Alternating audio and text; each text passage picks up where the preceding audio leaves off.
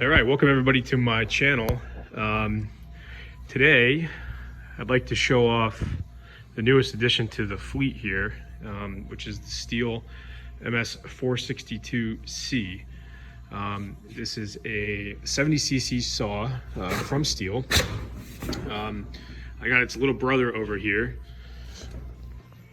the MS362C, which is, I believe, about 20 cc's less than the 462. So I picked this up from a place local to me, with a 25-inch bar, not the lightweight bar.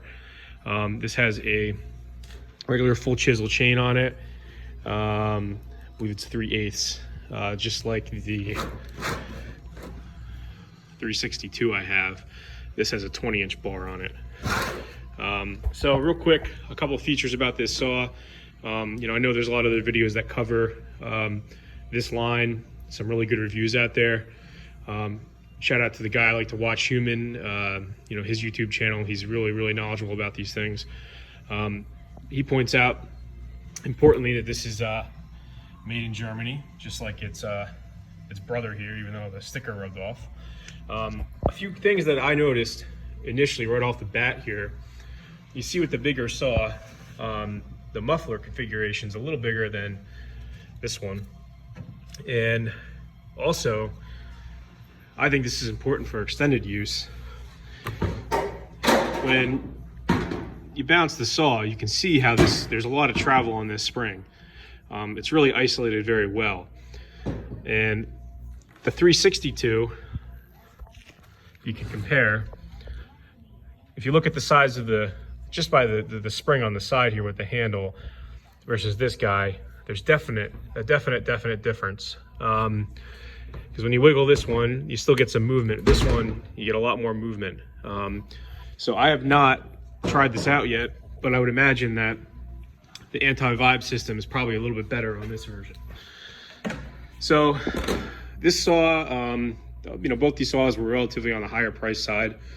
I think I paid probably close to $1,000 for this.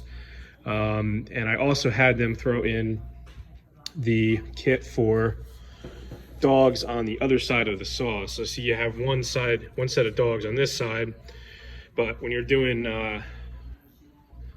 I find it a lot easier, especially when you're cutting big stuff, to have a second set of dogs on this side to keep you straight, in your cut. Especially when you're felling or something like that. I'm pretty new, so it's hard for me to judge my back cut and get everything lined up. This is easier because it just really helps to keep things straight and keep your saw blade in where it's supposed to be. So the dealer that I used, shout out to Montague Tool and Equipment up there in Montague, Sussex County, New Jersey. Great place, and they were able to find the parts for me so I could put the dogs on instead of the kit. So the kit, when I ordered the kit for the MS362, it actually was like $65, and it replaces both dogs on either side, okay? And then you had this little ceramic piece in the middle. Not really sure what the purpose of that is, just a chain catch. It was simple to install, but man, $60 for that. This was a lot cheaper, so they were able to put this kit together for me for like $20. And they were able to include the hardware. So here's the part numbers. I could put this in the comments if someone's interested. The inside outside with the nuts and both dogs on either side. So I'll be installing that before I get to run this saw. Figure now's the time to do it. A few other things, just like some of the other Pro Line saws, you have quarter turn plugs on here. Beautiful locking caps for your gas and your oil. You have a magnesium alloy bottom here. And what's different is, I know that there were some problems. You had to punch down to increase the oil. But I don't know if you can see that, but this is pretty easy. You just stick that little tool in there, and you're able to adjust the oil all the way up, which I will do. I have not done yet. So that little bit of oil leaking out is probably just from me running the saw a little bit. I've kind of noticed that with both models. In fact, on the 362, I was getting some oil leaking, and you know, after reading some things about it, all I did was just burp the oil tank when I'm done, and it seems to have solved the problem with the back pressure in the tank just causing a little bit of oil to seep out from the gasket. And I think what other thing that's helpful is making sure that that gasket stays clean. So if you notice you get debris on there, probably a good idea to blow it off, wipe it off, whatever, and keep that seal. So this obviously has some other cool features on this saw, like the other Pro line saws. You have felling sights on both sides. Now this saw, you can get a full wrap handle. However, I don't have that. This is just a regular wrap. Decomp valve. And we'll open it up here and take a look at the filter. And then I want to compare it to the size of the filter on the 362. Let's see if there's a difference, which I would imagine that there probably is. So I think that these are great saws. If you're you know, doing some you know, either heavy forestry work, you're felling, even for the heavy chainsaw user that's bucking logs, I think this is a wise investment. I would definitely recommend. You know, I personally don't like to stand there forever cutting, and I find it a little challenging, especially since my shoulder is all screwed up from years of working in EMS. So having the bigger saws really help on fatigue, especially when I'm using it for a long period of time. So I think it's a worthwhile investment. I would assume that in a later video I'll actually fire these things up and do some cutting. But for now, I'm not really in the mood to do it today. So just a quick comparison. You know, both these saws have the M-tronic carburetor on them. I personally have had no problems with them thus far. They're brand new. And comparatively speaking, I think that they're a little bit easier to start and run, even though the brake, you know, the braking period is probably, you know, slightly longer than maybe a regular carbureted saw. But I have no problems with the M-tronic. So here's a quick comparison. So the 362, again, that's on the right, and we have the 462 on the left.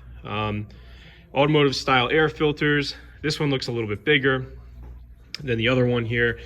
You know, I need to blow this one out. Good thing I opened the cover up.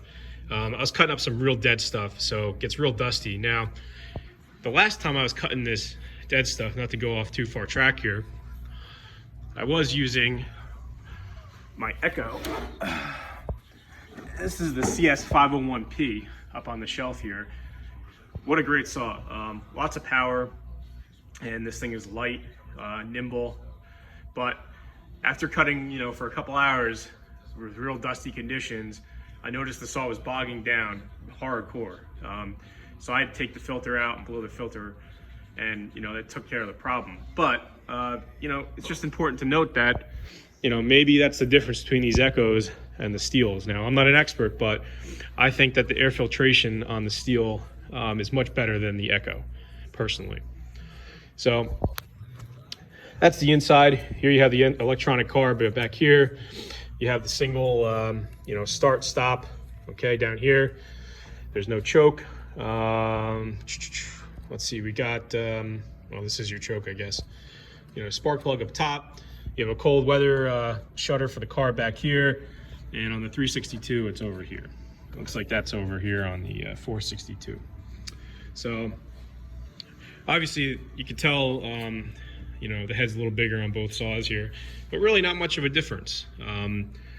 I think that this is great. I think that Stihl has a great air filtration system, which is especially important when you're doing, you know, dusty work or cutting old trees.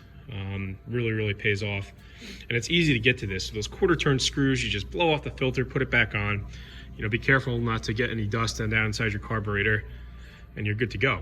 I don't really notice many other big differences here. So my Stihl dealer was happy to point out to me that the Stihl 501 or 500, which is the fuel injected version of these saws, it's out in Europe, hasn't been out yet in the US.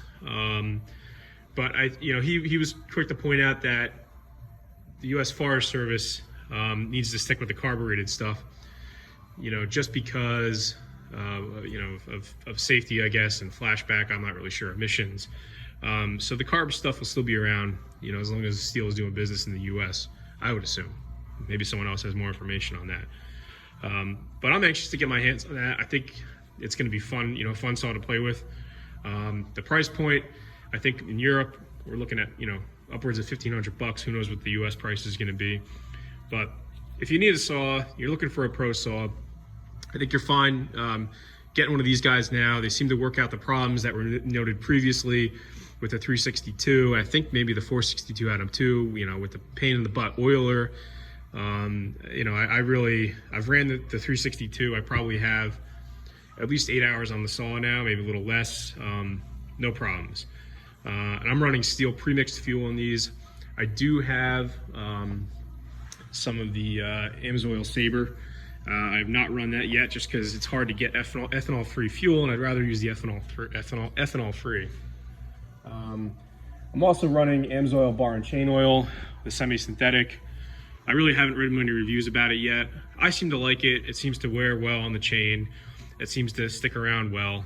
I still have a bottle of the orange and the blue stuff, but I'm kind of probably just going to stick with the AMSOIL for now. So that's real quick. That's it. Maybe I'll do some later videos. That's the old chainsaw collection over there. But figured I'd do a nice overview of the 462 versus the 362, and maybe some of the differences you can expect. So hope you enjoyed it. Talk to you guys later.